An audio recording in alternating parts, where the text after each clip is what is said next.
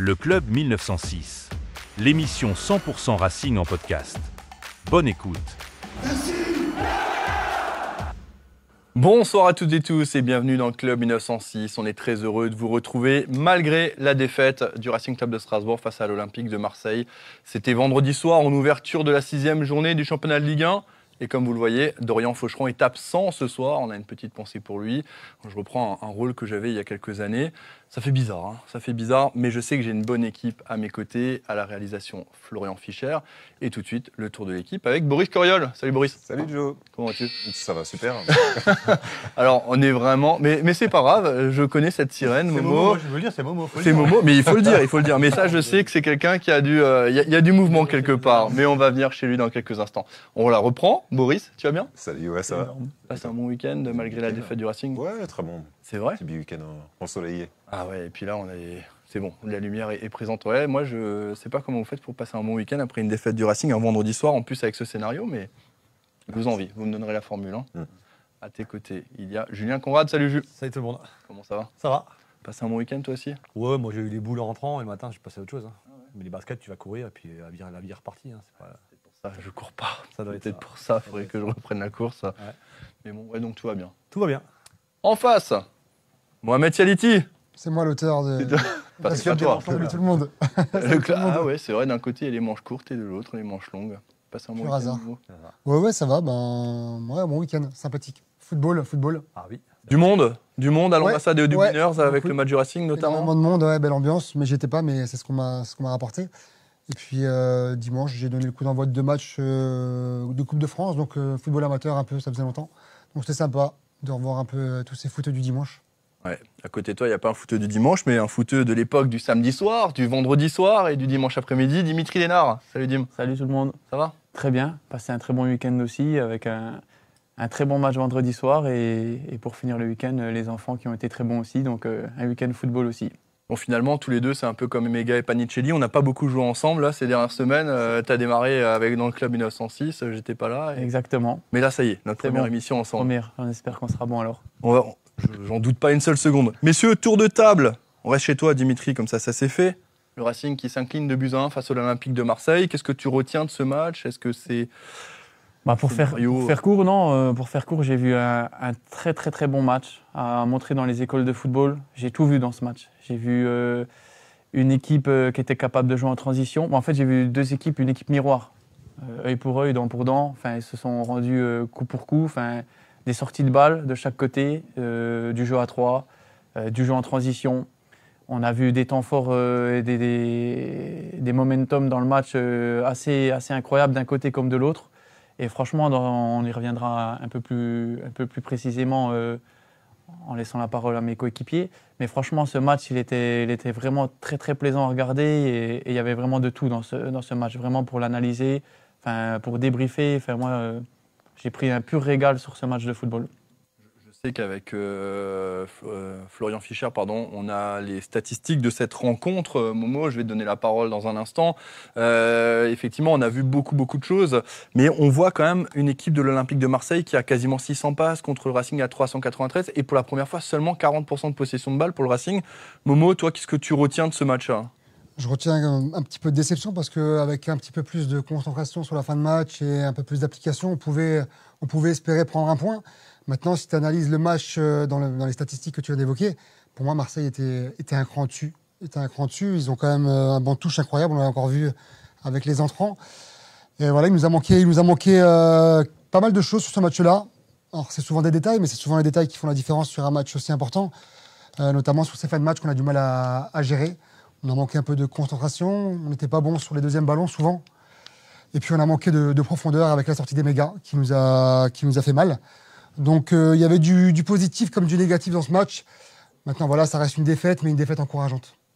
En face, Boris Coriol, je te donne la parole. Moi c'est pareil, j'ai beaucoup aimé ce match. Ce qui m'a impressionné, c'est Marseille. En général, c'est vrai que c'est une équipe qui a tendance à casser le jeu. Et voilà. Vous savez que je ne suis pas fan de cette équipe. Mais par contre, ils m'ont impressionné sur ce match. Je trouvais qu'il y avait vraiment du beau jeu et ils proposaient du jeu régulièrement. Et il y a eu des phases en une touche de balle qui m'ont vraiment plu, que ce soit du côté de Marseille et après Strasbourg qui répondait en face. Moi, je me suis régalé, franchement, sur ce match. Il y a eu des super choses. Moi, il m'a plu. Je pense que ça m'a emballé. Après, forcément, le scénario cruel.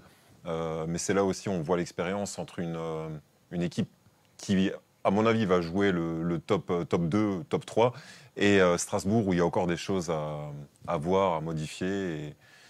Et on le dit depuis le début de saison, hein, merde, putain, quand tu as une balle qui arrive comme ça dans la défense, tu te défonces, tu l'envoies en tribune et tu l'envoies au-dessus de la grue de la méno.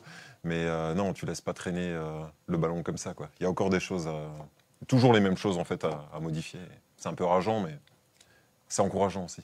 C'est rageant mais encourageant. Julien. Moi, je suis d'accord avec Momo. Je trouvais Marseille quand même un demi-ton au-dessus. Même si le Racing fait un grand match, attention, je dis pas, mais c'est assez bien résumé par Boris. C'est une équipe qui va jouer le podium contre une équipe qui va jouer les 2 à 6, quoi. Tu vois, je mets peut-être pas à 2, mais voilà. Il y a encore la petite demi-marche encore que tu as senti sur ce match-là. Tactiquement, c'était un match de très haut niveau. C'était le côté miroir, 4-2-3-1 contre 4-2-3, en fait. C'est rare. J'ai rarement vu une défense à 4 aussi stable au Racing. Souvent, c'est un peu du 3, du 5, tu sais pas trop. Oui. Là, c'était lisible, c'était clair. Après, ouais, il y a ce but qui est dommage, on va y revenir après. Maintenant, on peut y venir. Ouais. Vous n'avez pas les boules, sérieusement. C'est la deuxième défaite du même scénario, quoi. C'est même comme Monaco. Alors, moi, les sorties de balles, elles ne me dérangent pas. Ces sorties de balles courtes, à partir du moment où c'est dans l'axe, c'est que le joueur peut remiser sur un côté ou en arrière. Mais là, c'est de nouveau une passe latérale. Et celles-là, elles sont mortelles, ces passes latérales. C'est celles-là qui devraient être bannies. Maintenant c'est le foot. C'est dommage, c'est ces prises de risque. Et de toute façon, il faut s'y faire. Hein. Je crois que même si tu en prends 4 ou 5, je pense que ça continuera. Ils vont continuer à le faire. Il y a eu de très bonnes choses. Maintenant, je trouve qu'on a été quand même pas assez tranchant dans les 30 derniers matchs par moment. Et puis après, tu as le match avec et sans Emega qui n'est pas le même. Clairement, quand Emega sort, c'est plus le même match. Moi, je vous trouve très très dur parce que forcément, on dit que Marseille a été supérieur, mais le Racing menait 1-0. À partir du moment où tu ouvres la marque, tu gagnes 1-0, tu joues Marseille. Enfin, c'est l'expérience qui parle aussi du terrain. Enfin, quand tu ouvres le score, forcément, tu vas être amené à peut-être à reculer un peu plus. Surtout que vous parlez de la sortie d'Emega. Forcément, l'équipe adverse, il n'y a plus de profondeur. C'est Panicelli, ils savent qu'ils ont affaire aussi, les adversaires. Il n'y a plus de profondeur, donc forcément, ils vont venir t'acculer, te chercher dans ton camp encore plus qu'à l'accoutumée, parce que Marseille, c'est du 1 pour 1. Mais oui, je vous trouve très très dur, parce que jusqu'à l'ouverture du score du Racing, en première mi-temps, on a vu 20 très grosses premières minutes du Racing. Après, il y a eu 20 minutes à Marseille, donc je trouve que le débat était équilibré.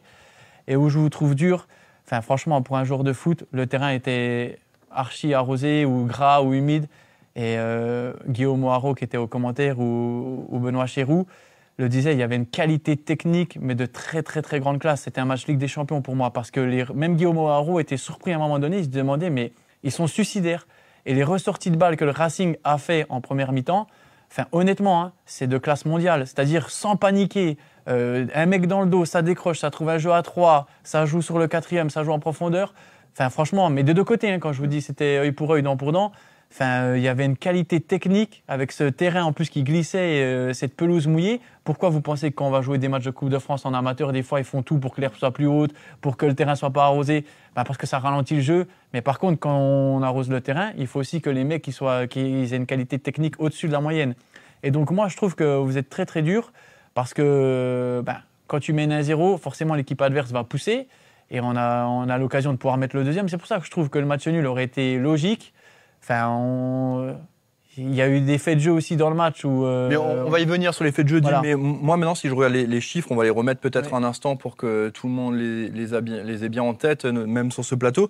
Le Racing Club de Strasbourg, c'est un seul tir cadré contre 9 pour l'Olympique de Marseille. Alors des fois, il y a des tirs qui veulent tout et rien dire, mais un seul tir cadré pour le Racing, c'est quand même faible, messieurs. C'est pour ça que quand tu dis qu'on est dur, je suis pas d'accord. On n'a pas été dur en fait. C'est une analyse des chiffres, tout ça. Oui. Mais... Moi, je trouve que Marseille était un demi-tour au-dessus globalement sur ce match et les stats elles résument. Mais attention, le Racing fait un super match. Oui. Tu vois, je veux dire, il y a eu des prises de risque, il y a eu de très bonnes choses. Mais même ce que disait Julien, c'est pour revenir sur ces ressorties de balles où oui, on se fait punir. Mais sur une saison, la passe latérale qui est mortelle, en fait. Sur une saison, je pense que Julien, on va gagner énormément de points. Sûr que tu vas ramener des points. Alors oui, parfois ça va être dur, ça tombe au mauvais moment. Tu joues Marseille, il n'y a pas de cadeau, il n'y a pas de pitié contre ce genre d'équipe parce que, voilà. Mais n'oublions pas aussi, comme vous l'avez très bien dit, le coach l'a très bien dit aussi, les entrants, Pavard, Aubameyang, Greenwood. Vous vous rendez compte les noms qu'on vous sort, les joueurs Là, qui tu rentres rentrent. ça à 20 minutes de la fin. Ouais, vous vous rendez compte les joueurs déjà. Et puis tu perds Emega qui t'emmène de la profondeur, qui fait flipper les défenses. Enfin voilà, mais par contre moi à l'image des commentaires de Benoît Chéroux ou de Guillaume Moirot à la télé, enfin moi j'ai vu un match de qualité à montrer franchement dans les écoles de football parce que le but qu'on met, appui, soutien, jeu sur le troisième en profondeur, franchement. Et puis au-delà de tout ça, les ressorties de balles, quand tu analyses le match, tu prends un pur régal. Alors ça tourne pas d'un autre côté ce week-end. Mais franchement, en tout cas, moi j'ai vu un super match et on a rivalisé face à une équipe qui n'a pas été décevante à Bernabéu quand même. Hein. N'oublions pas qu'ils ont battu le PSG. Alors c'était un tout autre match, ils se sont fait dominer. Là. Ben, regardez, ils battent le PSG, mais finalement Marseille se fait acculer en deuxième mi-temps au Vélodrome. C'était chiant. Ils n'ont pas fait une ressortie de balle, ils ont procédé en transition. Donc forcément, quand tu as une équipe qui mène, qui est à peu près du même calibre, tu as tendance à reculer. Et c'est ce qui s'est passé en parlant de Marseille au Vélodrome. Là, Racing menait. Chez nous, on a reculé un tout petit peu. La sortie des mégas fait en plus qu'on est obligé de reculer un peu plus, on a moins de profondeur. Mais voilà, moi je trouve que c'est rassurant pour la suite. De nouveau, 2 changements de Liam Rosenior à la pause, avec notamment les sorties de Le Maréchal et de Paez. Entrée d'Amo Ameyo et de Ouattara. 2 changements. Le coach a quand même senti qu'à la mi-temps, il fallait apporter quelque chose de différent pour la seconde période. Il nous a fait la même chose contre le Paris FC. Et c'était Donc, l'inverse, d'ailleurs, il me change semble. même 3, je crois, contre le Paris FC de mémoire. Et Ouattara, il fait beaucoup de bien. Il fait beaucoup bien et moi, il m'impressionne en fait depuis le début de saison parce que c'est le seul qui monte vraiment, je trouve, en puissance, malgré son but, mais il propose vraiment pas mal de choses. Moi, ce qui me gêne encore dans cette équipe, c'est le côté droit. Je trouve qu'il n'est pas encore exploité. C'était le ressort de Gueladoué en tant que titulaire. Ouais, mais avec Bakwa, justement, tu avais cette force côté droit. Là aujourd'hui, tu l'as plus. On a tout passe du côté gauche et les seules fois où le but notamment de Méga, il vient de la droite, quoi. Donc ça, pour moi, c'est un vrai problème, je trouve, au niveau équilibre pour la suite. En tout cas, si on veut rivaliser et qu'on veut avoir aussi un peu le côté surprise comme l'année dernière, c'est vraiment d'être aussi fort. Ça, c'est dans l'idéal, d'être aussi fort à gauche qu'à droite. Mais aujourd'hui, la force du Racing, c'est son insouciance, comme on l'a dit depuis l'année dernière. Cette équipe qui va jouer pour gagner. Là, sur ce match-là, on les a sentis un peu hésitants sur la fin quand il y avait un partout. On sentait qu'on était un peu partagé entre le fait de garder le score, le un partout, et d'aller vers l'avant. Et on s'est fait prendre un peu dans notre propre piège, parce que derrière, on a reculé avec des prises de risque, encore une fois. Comme face au Paris FC. C'est vrai, c'est un peu dans le style de match. Sauf que là, on a été punis sur la fin. On a manqué de concentration, on a manqué de... Voilà, des fois le beau jeu, c'est bien, mais il faut savoir aussi, des fois, jouer un peu à l'ancienne et dégager le ballon quand il le faut. Même si ce n'est pas dans l'ADN de Rosenior, je pense que sur ce match-là, il fallait le faire. Moi, je pense que la différence entre le très bon Racing et le Marseille, qui pour moi était légèrement au-dessus, elle est dans le dernier quart d'heure de ce match-là, où moi j'ai vu une séquence qui a été filmée des tribunes par un supporter marseillais. Tu ne pas la balle pendant 3 minutes et après tu prends le but. Et celle-là, moi je ne m'en suis pas rendu compte de la tribune en fait, où il y a des circuits de passe, mais tu es toujours 2-3 mètres derrière. Mais là, pour la première fois, j'ai senti le Racing physiquement un peu plus fatigué sur la fin de match. Pour la première fois. Ouais. Mais quand D'habitude, on finit fort et là, on a du mal à finir fort. Greenwood, Aubameyang et puis le arrière-gauche, je ne sais plus comment il s'appelle. À un moment donné, tu montes aussi d'un step. C'est beau, en une touche de balle. Par contre, sur le milieu de terrain, je trouve que depuis le début de saison, on a quand même du mal encore à se trouver. Pour moi, ça manque encore d'équilibre au milieu de terrain. Le Maréchal qui déçoit encore une fois. Il y a des changements à chaque fois. Sortir la pause. On a du mal à trouver la formule en fait. On a du mal à trouver la formule au milieu de terrain, vraiment. Là, on a joué en 4-2-3-1, c'est la première fois, avec un vrai 4-2-3-1, avec le Maréchal en soutien. Et ça fonctionnait moyen, quoi. Et puis Marseille a bien bouché sur le premier quart. Le premier quart d'heure, on est bien, et après Marseille ferme bien les côtés. Alors on perd sur une erreur, mais la défense, pour moi, elle reste quand même assez costaud. Sarr, pour moi, c'était juste XXL. C'était le match. Clairement. Je crois qu'il y a les notes de la presse. Je ne suis pas sûr que Sarr ait eu des très bonnes notes partout. Mamadou Sarr avait eu 5 dans l'équipe, 5 dans les dernières nouvelles d'Alsace. Le joueur le mieux noté chez nous, moi j'ai noté Barco, vraiment au-dessus, et Méga. Les notes, ça veut tout dire et rien dire. Non, mais bien sûr. Moi j'ai regardé le nombre de duels qu'il a gagné. Sarr, il a perdu aucun duel. Aucun duel, il a perdu. Chilwell, c'est commencé à partir du moment où tu prends 2 buts. Des fois, les journalistes, on le sait, John, tu connais, ils doivent analyser 22 acteurs sur le jeu en direct, ils doivent écrire en même temps. Bien sûr, on est d'accord. Ils voient 3 actions sur 4. Enfin, forcément, tu sais comment c'est, les notes. Enfin voilà, mais bon. En tout cas, malgré tout, le Racing a failli s'imposer, Dimitri. Est-ce qu'on a envie de retenir ça dans la finalité ou est-ce qu'on retient quand même le fait que le Racing est perdu, quoi ? Non, moi je retiens encore une fois, moi c'est surtout le match en lui-même, le contenu. Il est rassurant quand je parlais de Ligue des Champions pour l'année prochaine.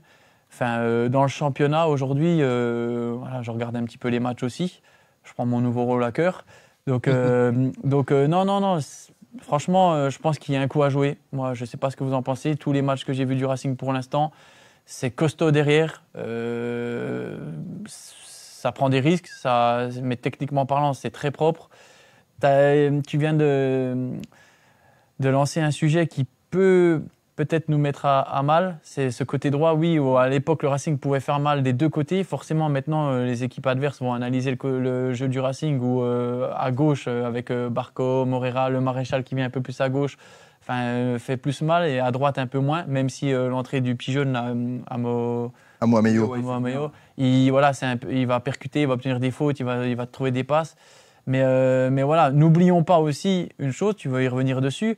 Mais l'arbitrage, encore une fois, aujourd'hui, moi, si je suis le coach, honnêtement, je prends un carton rouge. Allez, je vous donne carte blanche pour vous exprimer sur l'arbitrage. Et je crois, juste avant de s'exprimer là-dessus, une petite image arrêtée par Florian Fischer. Je pense que vous parlez là-dessus. Aguerd qui a déjà... Vous rigolez, en plus, il a déjà un jaune, le garçon. Elle est folle, ouais, celle-là. Aguerd qui a déjà un carton jaune. C'est au début de la deuxième mi-temps, ça. C'est à la reprise. Au début de deuxième période. C'est une plaisanterie, j'espère. Là, c'est rouge. Et encore une fois, t'as la barre. Oui. Et là, en plus de tout ça, il part au but. C'est le dernier défenseur. Là, ça change le match. Ça te change le match. Et là, je peux dire que là, l'entraîneur de Marseille ou de Zerbi qui était en tribune, là, il a dû serrer, voilà, en étant poli, il a dû serrer les fesses parce que là, moi, je comprends. Là, faut m'expliquer. Encore une fois, faut m'expliquer. Et voilà, ça va vite, mais il y a le VAR qui est là quand même. C'est une erreur manifeste. Vous pouvez me dire ce que vous voulez. Au bout d'un moment, au-delà, moi, je prime le beau jeu, je prime tout ce que vous voulez. Mais là, ça reste un tournant du match pour moi. Où voilà, quand je vous parlais des mégas, la profondeur par rapport à un Panicelli, les joueurs, à partir du moment où tu appuies méga, ils peuvent se permettre d'encore avancer, de même faire une erreur et de pouvoir revenir. Parce que vous parliez de vice. Moi, admettons, un joueur comme Balerdi, il m'insupporte, mais finalement, tu en as besoin dans une équipe. À un moment donné, à la fin, il prend un doigt un petit peu dans le visage, tu as l'impression qu'il a pris un jab du gauche. Et il tombe et il se relève tout de suite parce qu'il a gagné la faute. Au bout d'un moment, je veux bien que tu aies du vice, je veux bien que tu sois. On fait du football, quoi. Alors, ça m'est arrivé aussi par moment d'avoir un peu de vice, mais pas à chaque match. Tu regardes Marseille jouer ou tu regardes ces joueurs-là, à chaque match, ils vont te pourrir le jeu, ils vont te pourrir le match, c'est chiant. C'est chiant, voilà. Ça, c'est mon... Il y avait un joueur avec qui tu t'entendais bien à l'époque, du côté de Marseille, c'était Guendouzi, il me semble.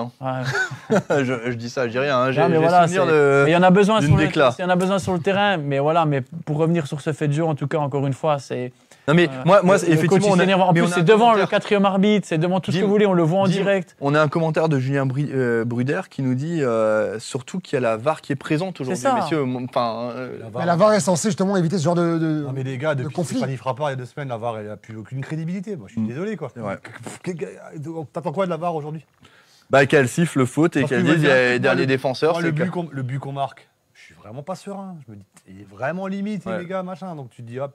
Mais là, oui, ça c'est un scandale. Non, Julien, à la télé, non. Franchement, je te le dis tout de suite. Mais voilà, je te le dis tout de suite à la télé. Autant le premier but qu'on marque hors jeu, c'est Eric Vatelier au VAR que je connais bien. Il n'y a pas de problème. Je trouve qu'on met 37-40 secondes alors qu'on le voit en direct qu'il est hors jeu. On le voit direct. Je ne comprends pas comment ils mettent 40 secondes pour dire qu'il est hors jeu. Je sais pas, t'es dans le camion, tes trucs, dis hors jeu, on n'en parle plus. C'est fini. Et là, cette action-là où tu me parles du carton rouge, Julien, moi je ne comprends pas. Si tu ne siffles pas la faute, voilà, l'arbitre. Si tu ne siffles pas la faute, que tu laisses le jeu jouer, que on va pas appeler à chaque fois l'arbitre. Mais là, à partir du moment où tu siffles la faute, et qu'il y a une erreur manifeste, que l'arbitre se trompe, qu'il se fait avoir, pour moi, le VAR, il doit intervenir. C'est comme un penalty que tu t'aperçois pas. Là, c'est une erreur manifeste. Ça te change le match. Ça fait partie du jeu. Donc le VAR, sinon à ce côté-là, comme tu dis, il sert à rien. Le VAR, il dit que les méga, il met une carte dans le visage. Il y a un autre fait de match en toute fin de rencontre. C'est une possible. Enfin, la main, elle y est. Est-ce que après c'est de l'interprétation, est-ce qu'il y a pénalty ou pas, mais la main de Pavard. Pour moi, il y a main. Pour moi, il y a main. Ouais. Est-ce que cette main, vu qu'elle est sur une position naturelle, est-ce qu'elle se siffle ? Bien sûr, parce qu'elle est déjà là, ça va directement la position sur la main. Est naturelle, la position est naturelle. Ouais, mais derrière, il y a un joueur strasbourgeois, par contre, juste derrière la main. C'est pas une question. La question, c'est pas naturel. Si aujourd'hui, si. Bah si, aujourd'hui c'est comme ça que ça. On est d'accord. Collé encore, mais. En fait, la règle, elle est comme ça, si la position naturelle ou pas. En fait, aujourd'hui, c'est de. Ah bon, mais je suis d'accord. En fait, c'est les règles qui sont débiles. Il y en a de plus en plus. T'en veux une règle débile? En deuxième mi-temps, je crois que c'est en deuxième mi-temps, on marque le but en deuxième. Donc de mon côté où je suis en sud, là, il y a hors-jeu à un moment donné et il laisse jouer l'action. Tout le stade a vu qu'il y a hors-jeu. Il laisse jouer l'action. La Marseillais tacle. Si tu casses la jambe, c'est quoi? Oui, je suis d'accord avec toi. Encore une règle débile, quoi. Enfin bref, je t'ai coupé le truc, mais. Non, pour moi, il y a la main.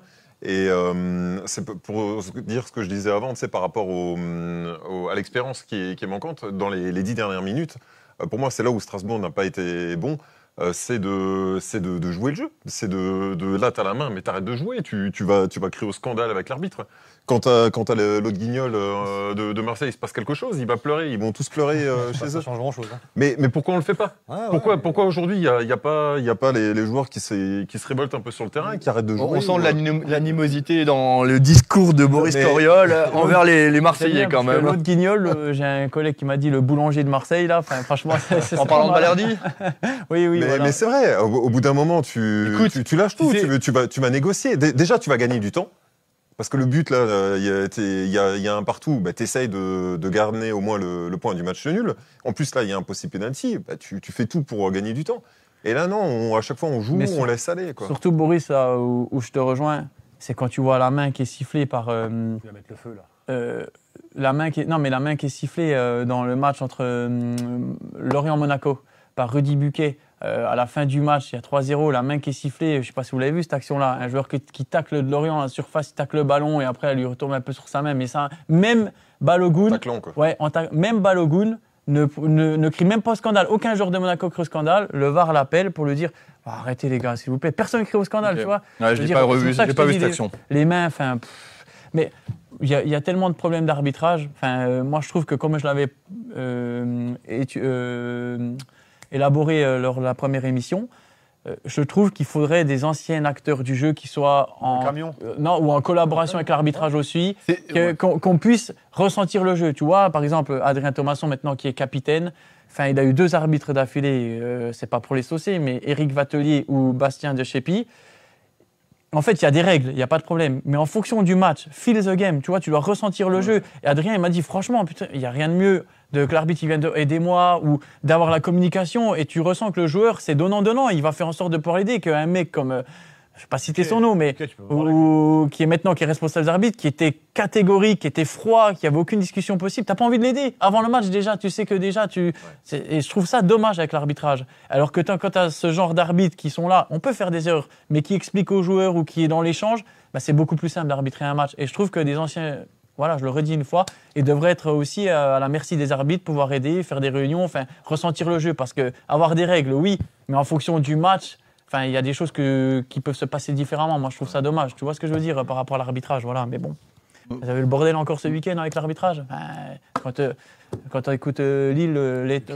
2 cartons jaunes, il prend un rouge. Regarde-moi ça. Mohamed, s'il vous plaît. Momo, est-ce que tu veux t'exprimer sur l'arbitrage ou est-ce que tu veux que je te lance sur un autre sujet? Non, pour moi, c'est des faits de jeu. D'accord, donc tu parles de l'arbitrage. Ouais, c'est des faits de jeu qui peuvent basculer le match, clairement. Là, c'est en notre défaveur, mais pour moi, il y a clairement pénalty, il y a clairement carton rouge derrière sur la faute d'Aguerd. Pour moi, il n'y a même pas de débat. Mais il y a un 3e fait de jeu, si je peux l'appeler comme ça, qui change beaucoup aussi, c'est la sortie des mégas, à mon sens. Ah oui. Énorme. Là, on voit vraiment la dépendance qu'on a avec les mégas. Et je pense que... alors, on n'a pas la durée d'indisponibilité encore de sa blessure. Mais il sera absent, a priori, les 2 prochains matchs déjà. Donc, c'est-à-dire Bratislava et un joueur très très bon, mais par contre, qui est quand même assez fragile physiquement.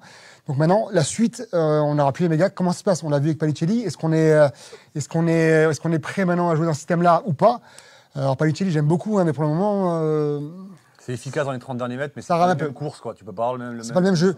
Là, on a vraiment oui, et puis en plus, il prend un pet quand même au casque assez rapidement. Donc, on se dit qu'il n'est pas à 100% pour le reste de la fin de la partie non plus. Parce qu'il prend un énorme contact au niveau de la tête. La grinta, il faut lui laisser. La combativité, tu ne pourras pas lui enlever. Et dans le jeu aérien, il est bon. Par contre, il y a des stats qui sont vraiment clairs. Il y a un Racing avec Emega et un Racing sans Emega. Ouais, mais est-ce que finalement... On parle toujours de l'apport d'Emmanuel Emega, mais est-ce que finalement, c'est pas aussi ses coéquipiers qui jouent différemment lorsque tu as un Panicelli et lorsque tu as un Emega devant? Non, il l'a dit avant, la profondeur. Déjà, tu joues avec un bloc plus bas avec Emega parce que tu prends la profondeur. Là où Panicelli, il a besoin de balle dans les pieds. C'est pas du tout la même façon de jouer.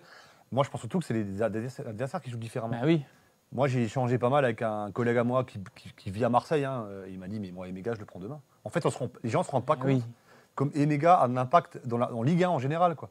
Nous, on l'a sous les yeux, donc il se fait encore critiquer. Je ne comprends toujours pas, mais c'est Emega qui fait la différence dans la tête des adversaires. Mais Parce bien que je pense sûr. que Valerdi est à guerre dans des Mais bien matchs, sûr. il dit, ouais, Emega, on va galérer. Quoi. Mais merci, Julien. Non, mais il arrive à les faire sortir du match.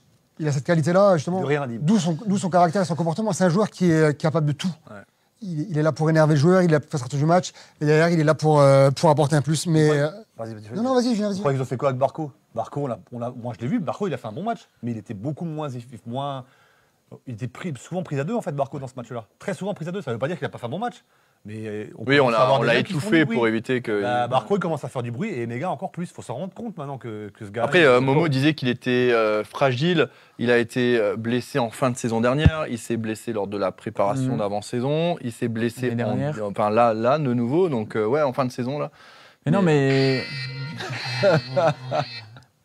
C'est les conditions du direct. Momo, c'est carton jaune. Les ça. armes, mais- c'est les armes, mais- Je sais, j'ai la même. pour parler football, encore une fois, sur Emega, tu parlais d'un sujet qui est très important, c'est-à-dire le mental. À partir du moment où tu rentres dans la tête des adversaires, où l'équipe adverse va jouer différemment en fonction d'un joueur ou pas, ce qui est logique, puisqu'on étudie les matchs.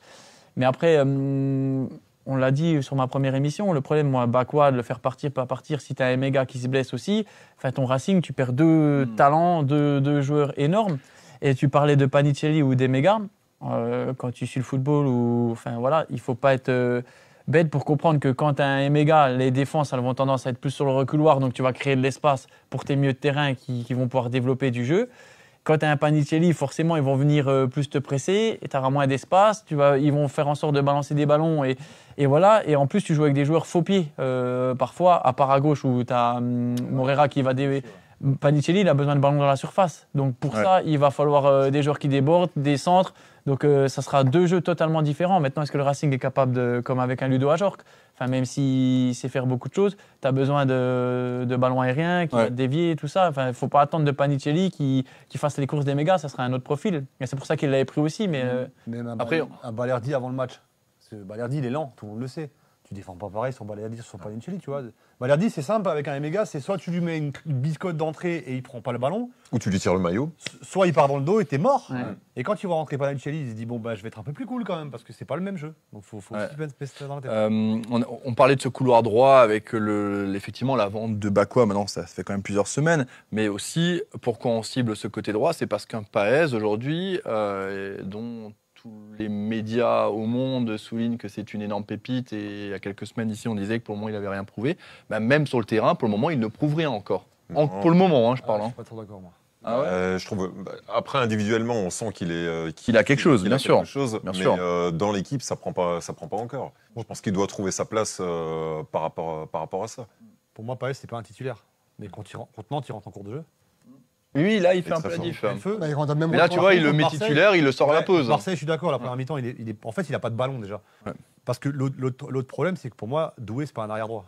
On n'a pas d'arrière droit dans cette équipe. Moi, je suis désolé, Doué, c'est un très bon défenseur central, côté droit, mais c'est pas Doué qui va te faire les courses d'un Morera ou d'un Ben Et pourtant, l'année dernière, il l'a fait quelques non, fois il le quand faisait même. pas, il rentrait. Il a eu, Bakwa qui- il y a eu quelques matchs où il l'a fait. Ouais, mais tu avais vraiment ce binôme Bakwa-Doué, avec Doué qui sécurisait vraiment le côté, etc.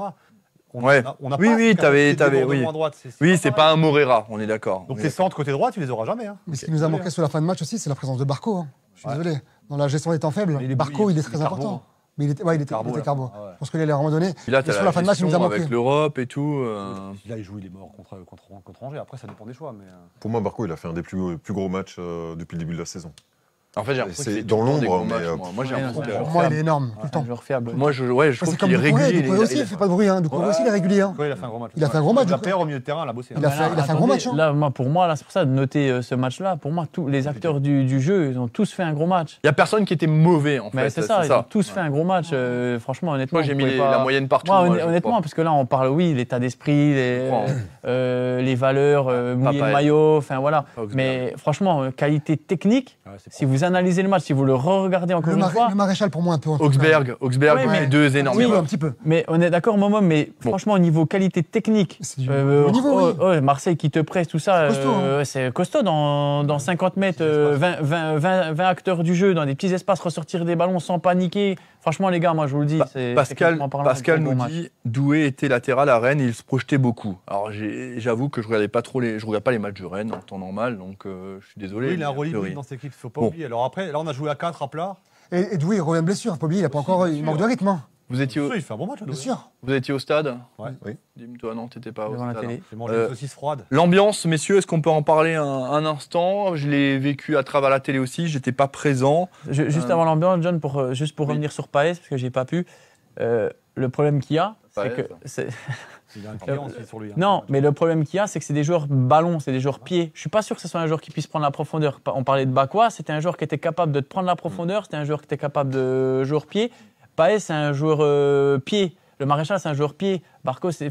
Voilà, mais au final, il est très ski. Morera, joueur de profondeur. Et Mega, là, aujourd'hui... À Mohameyo, normalement. Mais c'est un joueur pied, pareil. Mais non, c'est des joueurs qui aiment bien avoir le ballon dans les pieds avant de prendre la profondeur. Gobo, il s'appelle. Gobo peut le faire aussi. Peut-être lui, oui. Peut-être lui, il a la puissance, tout. C'est des joueurs pieds. C'est des joueurs qui ont besoin de toucher le ballon avant de... Et après, de combiner, bien sûr. C'est vrai que contre le Havre, il était mieux. Il était vraiment plus derrière l'attaquant. Après, on a des joueurs. On a Nanassi qui est absent. C'est un joueur pied, c'est un joueur football, c'est un joueur pied. Et un joueur pied. Blessé. Hein. Et on a Enciso qui va pas tarder à arriver, qui est un joueur aussi qui peut jouer côté latéral, tu vois. Donc ça peut être intéressant. Désolé John de t'avoir coupé sur. Ah non, mais alors là, ne t'excuse pas, tu fais comme tu veux. Hein. Mais non, effectivement, Enciso est blessé depuis quelques temps et il est sur. Là, il va revenir puisqu'il s'entraîne normalement. Et il joue côté droit, lui. Non. Il joue côté gauche, mais bon. Okay. J'ai oublié un joueur, par exemple, aussi, là, Ouattara. On ne parle pas de Ouattara. Ouais, par contre, ça, c'est un joueur complet. Il peut prendre la profondeur, il se projette. Franchement, c'est un top joueur. Franchement. Mais c'est pour ça que je vous dis, ce match-là, honnêtement, il y a eu des passes parfois risquées, il y a eu des passes fortes, des passes avec des rebonds. La qualité technique des joueurs, non, franchement, bravo. Moi, ce qui me dérange un petit peu, c'est des fois les relances du gardien. Encore une fois, je trouve qu'on est vraiment un cran en dessous. Ah bon? Alors, je sais pas, pourquoi? Moi, je suis pas du tout convaincu. Ah, moi non plus. On peut le dire qu'on n'est pas convaincu. Il fait un très bon match face au Paris FC, même s'il y a une grosse envergure, mais des très mauvaises relances. Je trouve qu'au pied, c'est vraiment compliqué. Moi, même contre le Paris FC, les arrêts sont pas ouf. Hein. C'est mon avis, dans 5 gardiens. Oh, je trouve un petit peu dur. Non, mais c'est pas ouf. Ils sont non, mais c'est ton... dans la norme d'un gardien de Liga, en fait. Ouais. Mais le problème, je le dis toujours, en fait, c'est un très bon gardien, Penders. Mais on vient de tellement haut, là, avec Petrovic, que de toute façon, tu vas... moi, je pense plus à Petrovic, mais je vois un peu ce qu'il fait comme erreur, Penders au pied. Ouais. Bien sûr. On parlait de Robin Risser avant en off, qui a encore fait un gros match hier, qui fait une grosse saison à Lens. Et souvent, la comparaison, je l'entends souvent à gauche, à droite. Mais parlons-en 2-3 minutes de Penders. Pourquoi on n'a pas gardé Robin Risser, alors que Penders, c'est le même type de gardien, même âge, même génération, etc. On en parlait avec Dimitri dans la voiture tout à l'heure. Effectivement, il a relevé un point important. C'est qu'aujourd'hui, un mec comme Risser, il a eu sa chance à Strasbourg l'année dernière, sur le début de saison. Je la trouvais très. Alors, elle était courte. Je suis d'accord, mais c'était pas. Ouais. Mais je suis d'accord avec toi. C'est vrai qu'il n'a pas été mis en évidence. Moi, je suis persuadé qu'il a un gros potentiel, le gamin, c'est sûr et certain. Maintenant, des fois, quand tu enlèves un gardien du club avec son environnement, ses amis, sa famille, etc., des fois, il est plus concentré sur un projet différent, il est plus dans sa bulle, et ça lui permet aussi de se développer différemment, de s'épanouir. Et je pense que c'est ce qui se passe avec Risser aujourd'hui.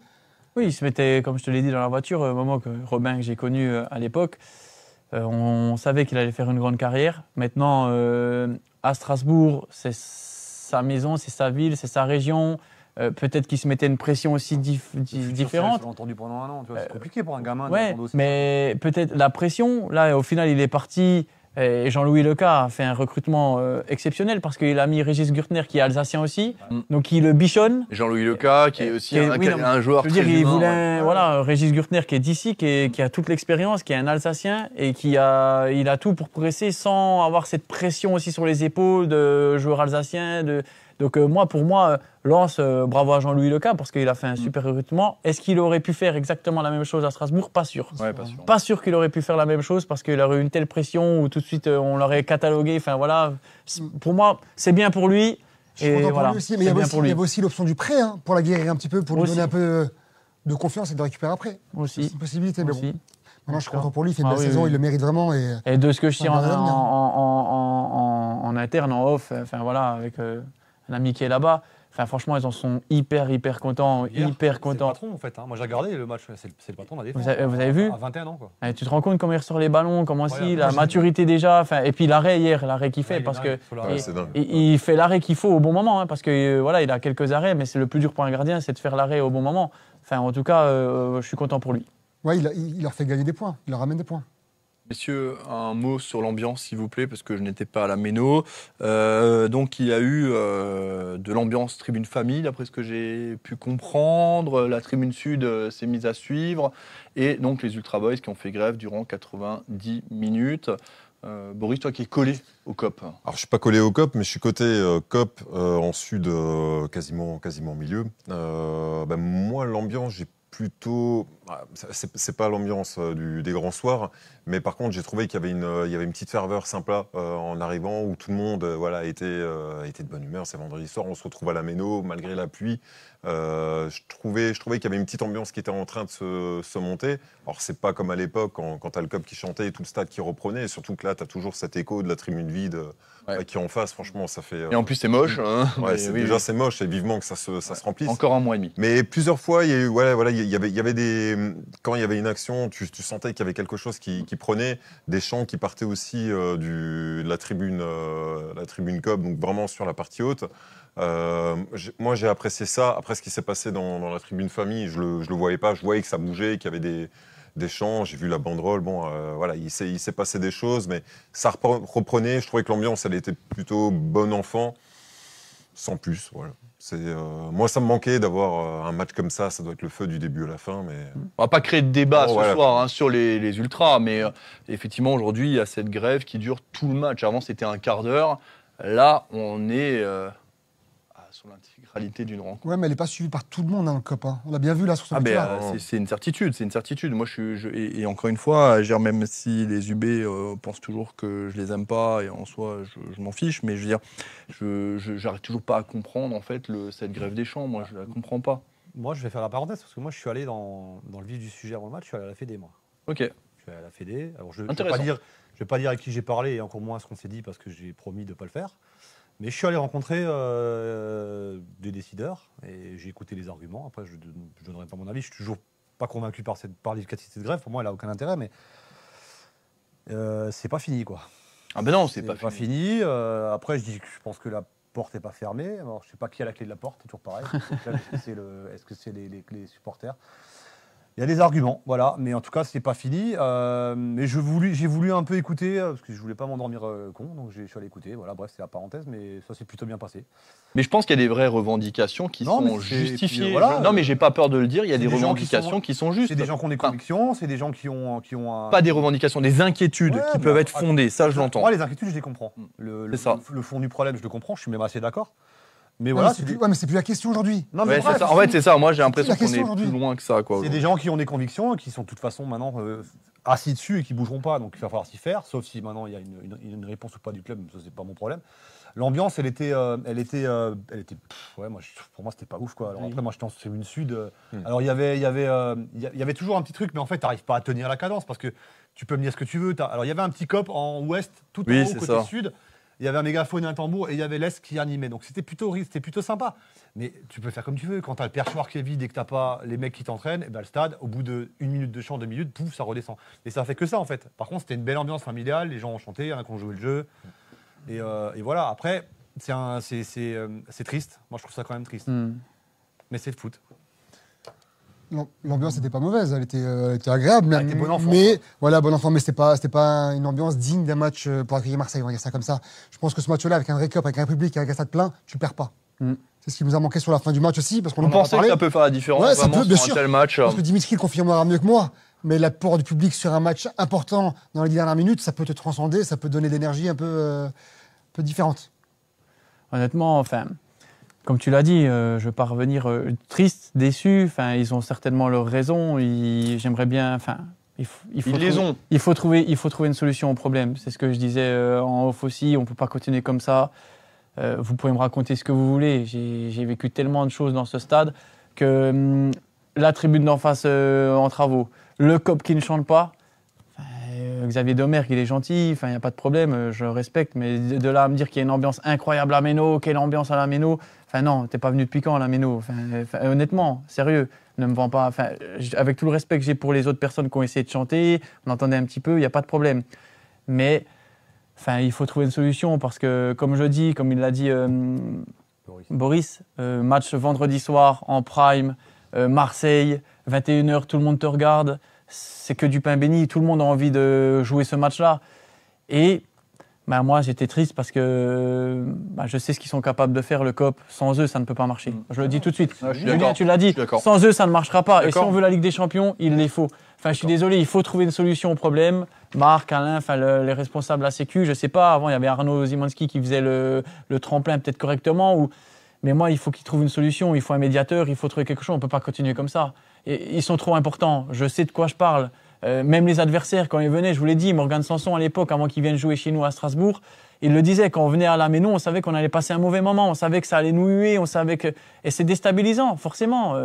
Combien de buts on a marqué après, au premier quart d'heure? Oui. Juste après, combien? Mais au-delà de tout ça, comme tu disais, le surpassement de soi-même, même si les joueurs, ils se la donnent, mais quand c'est pour ça que je disais l'autre jour dans l'émission, tu n'étais pas là, John. Franchement, tout le staff du Racing, tous les nouveaux joueurs, ils ne savent pas ce que c'est. Mais maintenant, moi, je vais mettre le pied dans le pas.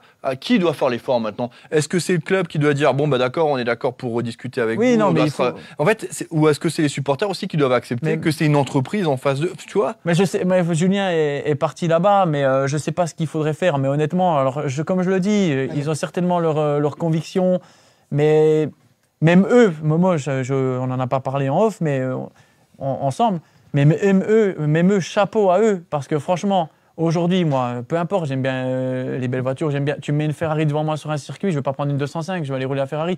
Eux, un match comme ça, parce que tu voyais les joueurs essayer d'haranguer le COP, tu voyais qu'ils ne pas chanter, rester... et puis il y en a, ils doivent rester statique comme ça, sans rien dire, tout ça. Franchement, bravo à eux, parce que quand tu aimes ce que tu fais, parce qu'ils aiment faire venir au match, mettre de l'ambiance et tout, ne rien faire, assister au match en étant stérile, comme ça. C'est un crève-cœur de ouf, là. Comment? Ça va être un crève-cœur de Ou dingue. pas, Ah bah oui. ou pas. Momo. Non, ou pas. Momo, Je suis désolé, c'est pas possible. non. Si t'aimes vraiment ton Moi, club, je me suis dit, c'est obligé si qu'il t'as de l'amour pour ce club-là, tu le fais pas. Si tu le fais, c'est que... Moi, je me suis dit, ils vont chanter au bout d'un moment, quand ils vont aider le Racing à un moment donné. Je me suis dit, on peut pas rester comme ça. Franchement, quand on a vécu de telles ambiances, des fois, on se remémore des passages avec les réseaux. Alors, je les ai pas, mais des fois, on met des passages où, franchement, vous aviez vu l'ambiance qu'il y avait à la Méno, franchement, l'engouement, tout le monde reprenait, comme tu dis, le stade. J'enlève rien aux autres qui ont essayé, attention.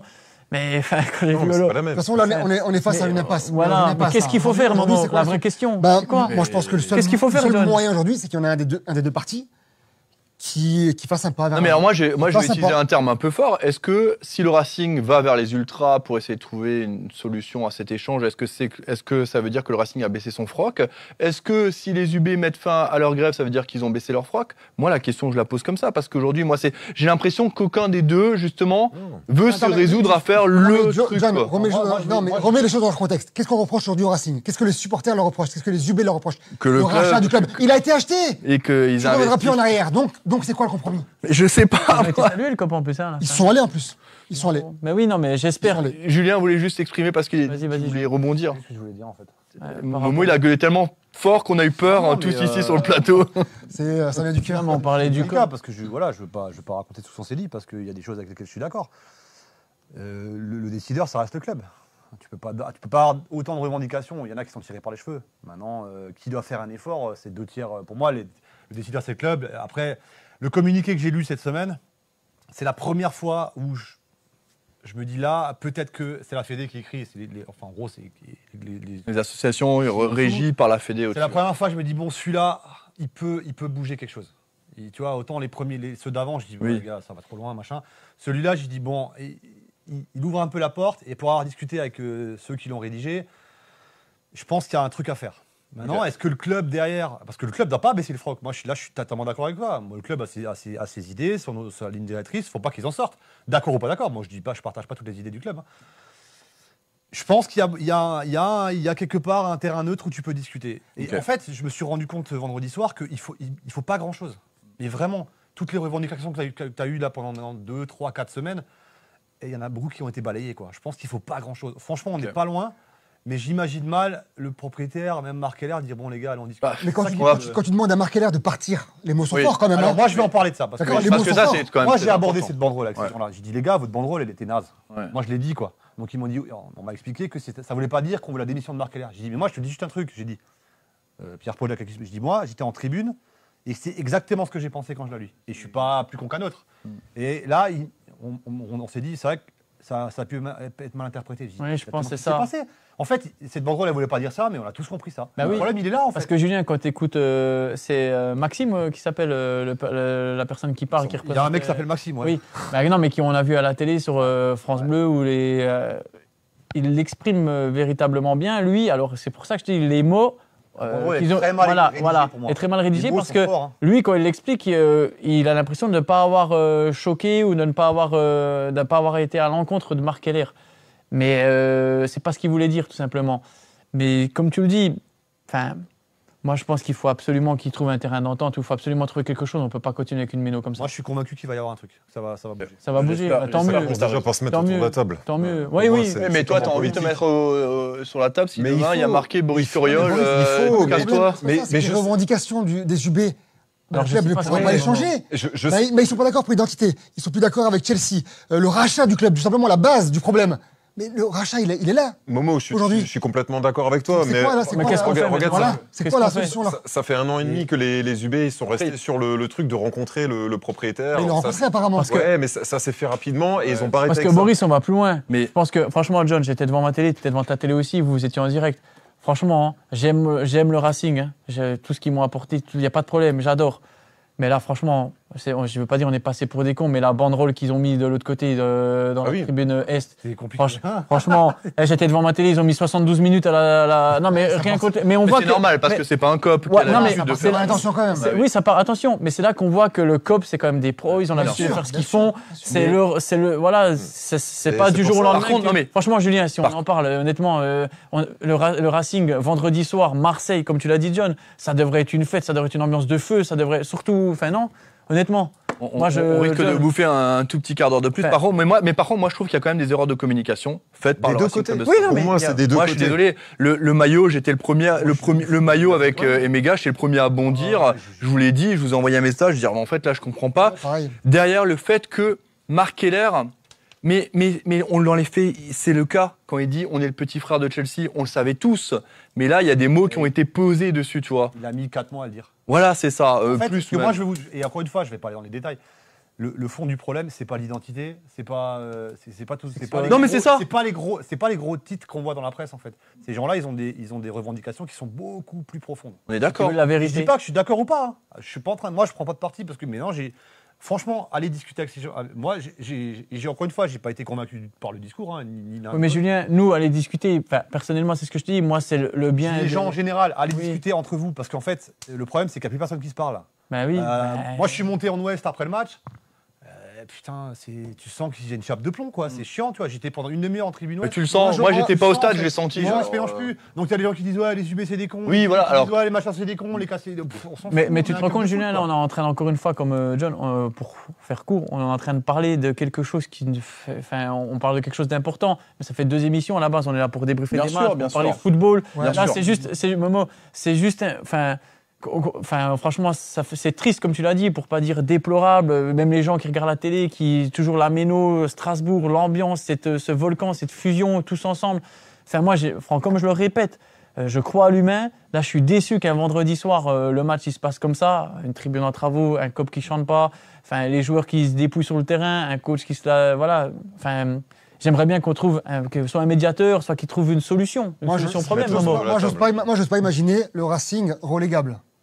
Parce que là, il se passe quoi alors? Oui, mais par contre, là, qu'ils soient pas contents ou qu'il n'y aurait pas de souci avec C'est les ce que d'ailleurs- investissements. c'est d'ailleurs ce que Marc a dit en conférence Avec de les presse, hein. investissements, voilà, comme il a dit Marc, avec les investissements, il comprendrait que Emega soit nul, qu'ils mettent pas un but, on l'a acheté 15 millions, on l'a acheté 30 millions. C'est pas comme à l'époque où nous, on avait 2 millions, 3 millions de transferts. Là, on met de l'investissement, ça paye. Tu étais premier ex-aequo, deuxième ex-aequo, tu fais un super match contre Marseille, tu es en Coupe d'Europe. Profitons du moment. Alors, ils ont leurs convictions, il n'y a pas de problème. Mais essayer de trouver un terrain d'entente, ou je sais pas, il y a bien quelque chose quand même. On est des hommes, on arrive à trouver un terrain d'entente pour qu'on puisse passer des bons moments à la méno. Je sais pas, je demande. Qu'est-ce qu'ils vont faire? Ils vont faire ça à chaque match? C'est vrai Oui. Par rapport à Ça va leur faire. Et eux, honnêtement, alors moi, j'ai pas eu l'occasion de parler avec eux, c'est pas un crève-cœur pour eux. Oui. C'est pas un crève-cœur. Si, je l'ai lu. Mais moi, franchement, je leur retire mon chapeau encore une fois. Franchement, félicitations à eux pour ne pas avoir chanté. Moi, devant ma télé. Dim, tu peux pas les féliciter de pas chanter. Non, mais alors, attends, félicitations à eux. Non, mais quand je dis félicitations à eux, alors, je me trompe du mot. C'est ironique. Mais moi, voilà. Mais moi, j'étais devant ma télé. Je me suis dit, c'est sûr qu'au bout d'un moment, ils vont montrer à tout le monde que c'est eux les boss. C'est eux les boss, tu vois. C'est eux qui. Oui, regardez la différence quand vous mettez l'ambiance et quand nous on y va. Mais voilà, mais je suis d'accord. Moi, j'attends franchement. ça. De toute façon, là, on est face à un problème d'ego. Mais c'est alors moi j'ai hésité à en parler ce soir parce qu'effectivement on va pas faire toutes nos émissions. Mais en fait c'est un sujet qui est quand même terriblement important aujourd'hui dans ce stade de la Méno. Et en fait il faut qu'il y ait une solution. Alors je sais pas quel poids on peut avoir, je pense quasiment nul. Mais en fait s'il y a les mecs du club, j'ai envie de dire là il faut pas trouver un terrain d'entente parce qu'il n'y a pas de terrain d'entente à avoir. Le club a une politique, tu l'as dit Jus, il y a une vision qui est une entreprise, ça va comme ça, c'est comme ça. Par contre il faut qu'ils aient un échange avec les ultras ou avec le KCB ou peu importe avec la Fédé pour dire nous on voit les choses comme ça. Mais moi, je trouve que c'est une bonne chose qui s'est passée avec les banderoles pour faire exploser un peu la merde qui traîne Oui, depuis en fait, 2 c'est ans. ça. Ouais. C'est une bonne chose parce qu'il y a eu ça, il y a eu ce communiqué, il y a eu les différents débats. Et maintenant, c'est une bonne chose pour justement pour se lâcher. C'est comme dans un couple. Dans un couple, à un moment, tu as une faut que ça baston pète. en général. Faut que ça pète. Les choses se disent pendant une semaine, tout le monde se fait la gueule, c'est la guerre. Et ensuite, tu te mets autour de la table. Mais il faut que les deux, maintenant, par fierté, même s'ils sont pas d'accord, se mettent autour de la table et discutent. Et tout partira de là. Même s'ils ont tort. Par rapport à Emega, moi, j'étais pas d'accord non plus sur le timing. Hein. Je l'avais dit dans l'émission.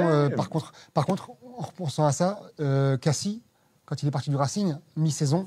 Ouais, mais mi-saison, tu vois, moi je vois beaucoup de commentaires qui disent si ça avait été cet hiver, ça aurait été compréhensible. Mais pas en début de saison. Ça aurait été pareil. Après, on va le comparer à d'autres sports. En Formule 1, Hamilton, il annonce qu'il quitte Mercedes pour Ferrari 1 an à l'avance. Et le fond du problème, qu'il annonce qu'il part à Chelsea à la limite. Il dit ça tue. C'est le maillot. Oui, je pense que c'est ça, Julien. C'est le maillot qui me fait halluciner. Je comprends pas qu'un club comme le Racing, qu'un consortium comme Blueco ait validé un truc pareil. Ça m'a fait halluciner, quoi. Oui, c'est le maillot. C'est ça qui me dérange en fait. Qu'il annonce qu'il part à Chelsea. On n'est pas con. On sait très bien qu'il va à Chelsea. Oui. Cependant, à chaque fois qu'il est sur le terrain, moi j'ai pas l'impression qu'il ait le maillot de Chelsea dans la tête, hein, tu vois. Non, mais tant qu'il le mouille, il n'y a rien à dire. On peut rien reprocher à ce gamin. Parce que la finalité, elle est là. Hein. Mais le débat, il est là. On le sait, il y a du bon de chaque côté. Il y a des idées qui sont bonnes de chaque côté. Maintenant, il faut se mettre autour de la table. Exactement. Ils se sont gueulés dessus et on règle les problèmes. En fait, c'est comme un couple. Si on n'a pas un moment qui va faire un effort, qui va faire un pas vers l'autre, je suis désolé. Ouais, mais sauf que quand dans le couple, t'en as un, c'est le propriétaire du club qui a investi plusieurs centaines de millions d'euros déjà en 3 ans, et en face, t'as des supporters, et chacun doit être dans son rôle. Donc, c'est moi, c'est ce que je retiens. Quand tu discutes avec eux. Là où c'est difficile d'en vouloir au Racing aujourd'hui, c'est que tout ce qu'ils ont dit, ils l'ont respecté, ils l'ont fait. C'est vrai, on parlait d'identité à l'époque, Marc Keller, par rapport aux jeunes, le recrutement, qu'on allait tirer le club vers haut, la Coupe d'Europe, tout a été fait. Tout a été fait. Alors aujourd'hui, on veut quoi? On veut jouer, on veut végéter en fin du championnat à 16e, 17e place ou en Ligue 2, on veut quoi aujourd'hui? Ou alors on veut espérer, aspirer à une meilleure, à un championnat où on va jouer la Champions League ou l'Europa League toutes les saisons. Qu'est-ce qu'on veut aujourd'hui? Tu le dis, Momo, parce que pour moi, avec le COP, je vous le redis, l'année prochaine, il y a des équipes de Ligue des Champions qui viennent. C'est pas Bratislava ou je sais pas quoi là, c'est Manchester City. Moi, je suis sûr qu'avec le COP qui chante, on peut avoir la Ligue des Champions à la fin de saison. Merci. Allez, on va continuer à avancer dans cette émission parce qu'on a pris beaucoup de retard et on a une semaine très importante, une semaine où il y aura encore 2 matchs, une semaine où le Racing Club de Strasbourg va retrouver enfin la Coupe d'Europe. Ça n'était plus arrivé depuis belle lurette.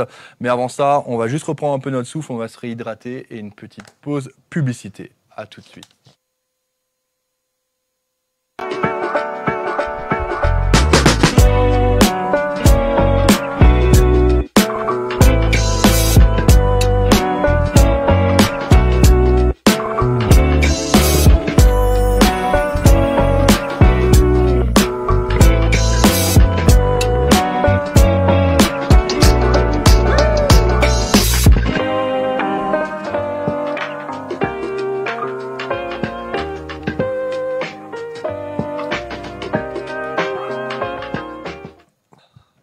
Et on est de retour pour la deuxième partie, la dernière partie de cette émission dans le Club 1906 avec toute l'équipe, avec Florian Fischer à la Réal. Et si vous venez nous rejoindre, oui, Dorian Faucheran n'est pas présent aujourd'hui, je le remplace à l'animation. Messieurs, Strasbourg va disputer son premier match en phase principale d'une compétition européenne depuis la Coupe de l'UEFA 2005-2006. Merci le Racing Club de Strasbourg pour cette statistique aussi clairement exposée. Ça vous fait quoi finalement? Ce Racing va quand même jouer une Coupe d'Europe là, jeudi. Ça y est, on y est. Hein. C'est ce qu'on voulait.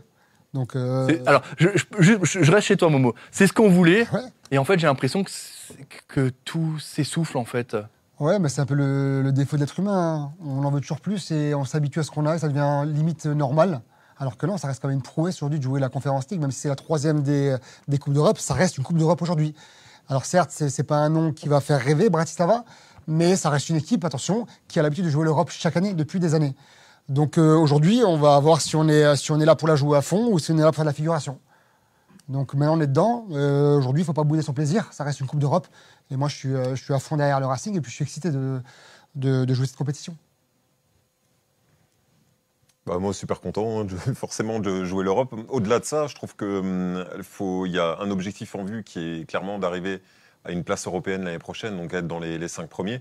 Et le fait de jouer la Conference League, je trouve que c'est vraiment une bonne chose de pouvoir faire tourner aussi l'effectif, de pouvoir tester des nouvelles choses et d'avoir du temps de jeu, même si aujourd'hui on a un effectif qui est quand même de plus en plus Pléthorique, important. ouais. Ouais, et c'est justement de donner ces temps de jeu, de trouver des nouvelles solutions. On l'a dit avant sur le match de Marseille, il y a des choses qui ont fonctionné, d'autres qui fonctionnent un petit peu moins, en tout cas dans le jeu entre les joueurs. Et je trouve ça top de jouer déjà pour aller le plus loin possible en Coupe d'Europe, mais pour asseoir aussi ce groupe et trouver vraiment le noyau qui va faire tourner le groupe et de laisser aussi sa chance à d'autres joueurs qui, à mon avis, certains vont exploser dans les prochains temps, quoi. J'ose espérer.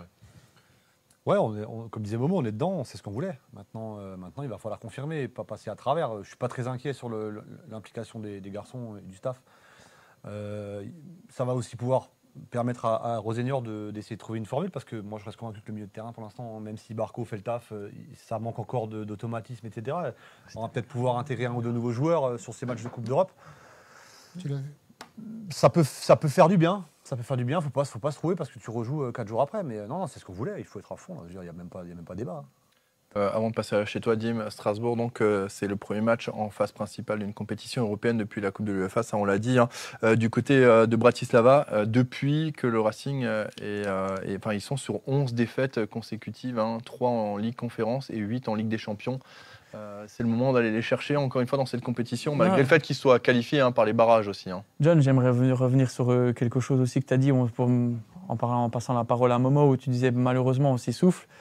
C'est moi qui ai pu vivre cette ascension avec le Racing aussi. C'est vrai que ça me rappelle des paroles d'anciens coachs, pour ne pas le citer, par exemple Jackie Duguay-Pérou que j'ai eu, ou d'anciens dirigeants qui étaient au Racing de Léonard Spech, ou qui, à l'époque, quand on était en National ou en Ligue 2, même nos débuts en Ligue 1, mais en National surtout, les gars profitaient de ce moment-là de jouer à la Méno devant 20 000 avec une ambiance de fou, parce que alors moi j'étais trop petit ou je ne suivais pas le Racing à l'époque.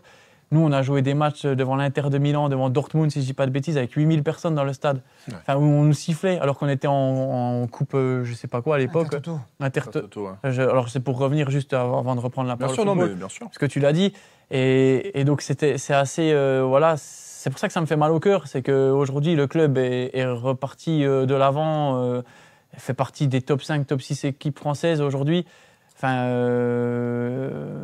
et donc c'est pour ça que je voulais avoir cette petite aparté où je me dis, purée, nous, en national, on était personne, entre guillemets, on était un boulanger, un cuistot, non, entre guillemets, je dénigre personne, mais on était personne, on était des joueurs locaux, on avait 20 000 personnes qui venaient nous soutenir. Et aujourd'hui, on a la chance d'avoir des joueurs internationaux, une Coupe d'Europe. Enfin voilà, c'est la petite aparté où il faut profiter des moments où on peut profiter. Donc voilà, ça c'était la petite aparté. Pour revenir sur le football, moi je trouve que voilà, cette compétition, je ne suis pas fan, je ne vais pas vous mentir que je ne connais pratiquement pas les équipes. Je regarde la Ligue des Champions, de temps en temps un match d'Europa League s'il y a un gros match. Mais là, les équipes, je ne les connais pas spécialement. Enfin, je trouve qu'on va voir, ça peut être une première étape. Quand je parle de Ligue des Champions l'année prochaine, je trouve que c'est déjà une première étape pour ramener les joueurs à jouer tous les 3 jours, pour voir ce que c'est aussi de jouer des matchs de Coupe d'Europe, rejouer le dimanche en tant qu'ancien footballeur. Et je trouve que voilà, on va voir aussi la gestion des joueurs, parce qu'une Coupe d'Europe, forcément, tu t'entraînes beaucoup moins. Quand je l'avais fait un petit peu en jouant les matchs de Francfort, Plovdiv. Il y a eu 6 matchs quand même à l'époque. À IFA, Plovdiv, et forcément, tu as une équipe qui joue. Tu as une équipe qui joue moins, ou 7, 8, 10 joueurs qui jouent moins, qui s'entraînent différemment, tu es en voyage. C'est difficile après de gagner sa place parce que le coach a son équipe type. Alors là, il a un gros effectif, il va falloir qu'il le gère, c'est une découverte aussi pour lui. Donc, hâte de voir comment ça va se passer. Mais ça peut être pas mal de se confronter à ce genre d'équipe pour justement aller le plus loin possible que de commencer, si on était passé par l'Europa League, par exemple, ça aurait peut-être été trop dur rapidement. Je ne sais pas ce que vous en pensez, mais je pense que voilà, c'est le discours de l'ancien joueur qui parle. Il va falloir gérer aussi tous les joueurs qui ne joueront pas et qui vont devoir s'entraîner les lendemains. Enfin, voilà, ça peut être difficile aussi pour les autres, quoi. Tu disais qu'il y avait des clubs que tu ne connaissais pas, notamment Bratislava. À noter que sur Direct Racing, Dorian a travaillé. Donc ce soir, un peu plus tôt avant le début de l'émission à 18h, demain soir et après-demain soir, il y a une mini-série présentée. Grâce à mon fils, je sais que c'est la capitale de la Slovaquie, si je dis pas parce qu'il est très fort. En tout cas, grâce à Dorian, vous avez le droit à une mini-série où il vous présente ce club de Bratislava. Je ne sais pas si vous l'avez regardé, celui à 18h, vous ? Non, personnellement non plus. J'ai pas encore eu le temps. On est en train de discuter, en train de préparer. Effectivement. Messieurs, ouais, ce match, comment vous le sentez alors que le Racing vient de perdre 2-1 face à Marseille, Boris ? Encore une fois, c'est l'occasion pour faire tourner l'effectif et de reprendre du jeu. Mais quand tu dis faire tourner l'effectif, c'est-à-dire c'est quoi le but ? C'est peut-être deux choses. Il y a le Marcel Godeau qui par exemple, qu'on a envie de voir jouer. Et on a l'autre, le nouvel attaquant qui revient de blessure, qui semble avoir repris avec le groupe. Enciso, pardon, merci. Donc voir comment aussi l'intégrer dans l'effectif. Et après, ce qu'il y a de mieux, c'est après une défaite pour éviter que tu rumines ça pendant une semaine, que tu reparles peut-être de l'arbitrage avec tes coéquipiers. Enfin, je ne sais pas comment c'était en interne, mais je pense que moi j'ai joué au foot en version amateur. Quand tu t'en prends une le week-end, même si là, voilà, ils pouvaient être fiers, mais tu perds quand même les 3 points. Ta cunate, c'est de rejouer et de passer à autre chose. Surtout qu'il y aura eu quasiment une semaine, parce que finalement tu joues le vendredi et tu rejoues le jeudi suivant. C'est une semaine quasiment avant le match. Mais tu te concentres sur un autre championnat. Non, mais ce que je veux dire, c'est que tu joues pas le dimanche pour rejouer le jeudi. Tu vois ce que je veux dire en termes de récup et de ça, c'est pas la même. Hein. C'est pas la même, mais tu pars sur un autre championnat. Donc je pense aussi c'est une bonne chose de se dire bon allez, là on passe la Ligue 1, on part en Coupe d'Europe, on démarre aussi un nouveau cycle. Et ouais, je trouve ça sportivement, moi je trouve que c'est bien avec un effectif comme ça. L'année dernière, j'aurais été beaucoup plus inquiet. Là, cette année, vu l'effectif et le banc qu'il y a, franchement, moi je trouve que c'est une bonne chose d'enchaîner de cette manière. On a le calendrier grâce à Florian Fischer du Racing Club de Strasbourg qui attend. Après, ça va aller très vite. Donc là, on a 2 matchs, mais après, il y a une trêve internationale de nouveau. Donc le Racing va pouvoir se reposer avant son déplacement combien périlleux du côté du Paris Saint-Germain. Ensuite, c'est rebelote, on refait de nouveau de la Coupe d'Europe et on se déplace 2 fois de suite. Donc Paris-Lyon qui sont actuellement les leaders de la Ligue 1 avec 15 points chacun, messieurs. Jus, toi, comment t'imagines ce match Moi, c'est l'inconnu, cette équipe je la connais pas du tout, donc, mais je peux pas penser que ce soit top 10 de Ligue 1, donc je pense que ça devrait bien se passer, ça doit bien se passer de toute façon. C'est pas des matchs un peu piégeux ça quand même ? Évidemment, tu voyages, tu es dans un pays étranger, etc. Je pense que l'ambiance elle va quand même être un peu hostile entre guillemets, donc, mais après moi je le redis ce que je dis à chaque fois, on est Racing, on a passé des caps, l'ambition elle est clairement affichée, c'est d'aller au mieux dans le dernier carré si on peut, donc non, pour moi ce match-là doit être... Par contre, une opportunité pour des joueurs qui jouent un peu moins de se faire voir, parce que je pense que Barco va pas démarrer. Doué va reprendre un peu de temps de jeu, à mon avis, il va jouer. Voilà, il va y avoir un petit peu de rotation. Panicelli titulaire. Ouais, au milieu de terrain, ça risque de bouger par contre. Tu vois, je vois un milieu de terrain un peu new look. Homo Bamidele peut-être titulaire. Ouais, ça c'est pas idiot. Louis, je sais jamais. Raphaël Louis. Mais est-ce que vous pensez, alors, c'est important ce que tu dis parce que là, on est en train de sortir des noms de joueurs qui ont peu de temps de jeu. Tu penses vraiment qu'il va changer 6-7 joueurs pour ce match 72 heures plus tard. Oui. Tu rejoues dimanche à 17h15. Mais John, comme dit Julien, on va pas se mentir, s'il a un effectif pour ça, aussi élargi, c'est pour ça. Mais tu changes 6-7 joueurs quand même. Ou alors est-ce que tu dis, parce qu'on rappelle quand même que tu as le droit à 5 changements dans le match. Il va pas faire 3 matchs avec 8 joueurs qui ont fait les 3 matchs. Après, il y a trêve internationale après. Moi, je pense qu'il s'il a demandé un effectif aussi élargi, ils avaient un plan de marche. Enfin, forcément, on n'est pas là pour faire des cadeaux, mais... La Coupe de France, ça va. Oui, il va quand même aligner la meilleure équipe possible. Il va aligner la meilleure équipe possible, mais il peut y avoir un petit peu 2-3 joueurs qui changent. Si on va jouer, par exemple, tu vois. Mais tu me dis 2-3 joueurs, toi. Oui, 2-3. Mais oui, mais forcément, regarde, tu as déjà un blessé automatique, Méga qui sort. Donc ça tu es obligé de faire un changement par les forces de la nature. En charnière, ça va changer. Je suis quasiment sûr qu'il va jouer au Mohamed Délé, tu penses? Ouais, après, moi, ils ont dû étudier l'adversaire. Je connais pas l'adversaire, mais forcément, si l'adversaire, sans dénigrer, tu joues pas le Real Madrid, tu joues Bratislava. Bien sûr, c'est pas manquer de respect. Hein, non, c'est pas manquer de respect. Hein. Je connais pas. Il va aussi donner du temps de jeu. Ça lui permet aussi de donner du temps de jeu à certains joueurs qui en ont peut-être un peu moins. Attention, c'est pas faire un cadeau. C'est si le joueur montre à l'entraînement aussi qu'il mérite de jouer, tout simplement. Mais il va falloir. C'est quand je parlais de la gestion de l'effectif. C'est une découverte aussi pour le coach. Hein. Je pense que c'est un jeune coach. Il n'a pas eu de Coupe d'Europe aussi. C'est une première, je pense, pour lui aussi. Si ce n'est les matchs prépa, enfin des barrages. Quoi, oui, Brøndby, voilà. Mais là, c'était du one shot. C'était un aller-retour. Il fallait passer. Tu pouvais, comme on l'avait fait à l'époque avec Thierry Laurey. Enfin, il avait sacrifié un match de championnat. Il avait fait changer. Il nous avait fait la meilleure équipe possible pour les 2 matchs de Coupe d'Europe. Donc, aujourd'hui, c'est ce qui peut faire entre guillemets quand on parle des changements. Il y a quand même un effectif où quand tu changes, ça dénigre pas l'équipe. Mais moi, je suis pas persuadé qu'il fasse autant de changements que ça, quand même. Parce que là, tu joues 6 jours après face à Marseille. 6 jours après Marseille, quand même. On aura un par ligne. 1 ou 2 par ligne. Oui, mais par contre, pour le match 3 jours après, ça va changer. Peut-être que là, il va remettre une équipe qui se rapproche de celle de Marseille, il n'y a pas de problème. Et après, tu penses après, il peut... Parce que tu joues Angers qui est en difficulté en Ligue 1 derrière aussi. Depuis le début de saison, il n'a jamais aligné la même équipe, en tous les cas. Voilà. Un coup, on avait Louis titulaire, Mourabi titulaire. La semaine d'après, c'était. Il y a eu 1 ou 2 matchs où il a quand même mis la même chose. Il y a eu 2 matchs consécutifs où il avait la même équipe, mais sinon, non. Juste très rapidement, parenthèse pour répondre à Denis, qui dit l'année où on a gagné la Coupe de la Ligue, notamment avec Dimitri Lénard et Thierry Laurey, on avait joué une Coupe d'Europe. Non, en fait, c'était les préliminaires, c'est pas considéré comme une Coupe d'Europe. Hein. Oui. Non, mais moi, ça m'embête, j'aurais aimé. Mais comme on l'a répété, ce qui était dur pour nous, c'est qu'en gagnant la Coupe de la Ligue, on a dû faire 3 tours préliminaires contre des grosses équipes. En plus. Surtout Francfort. Hein. Haïfa, même Maccabi Haïfa. Oui, Maccabi Haïfa, des fois, mais ce que je veux dire, c'est que quand tu regardes l'Europe, Francfort, cette année-là, est finaliste de mémoire. Contre Chelsea. Ouais. Et ils perdent au penalty, je crois, si je dis pas de bêtises. Je pense que c'est je sais pas. On est de retour, c'est bon, c'est reparti pour un tour. On a une micro-coupure, on est désolé. En tout cas, vous êtes toujours avec nous et c'est l'essentiel. On a été coupé quand alors? On était coupé. À quel moment? À la fin de ce que tu disais, tu avais quasiment tout dit. Oui, non, mais c'est pour ça que je dis que s'il a un effectif élargi. Homogène. Oui, homogène, élargi. 4-5 qui sortent du lot, le reste c'est super homogène. Bah oui.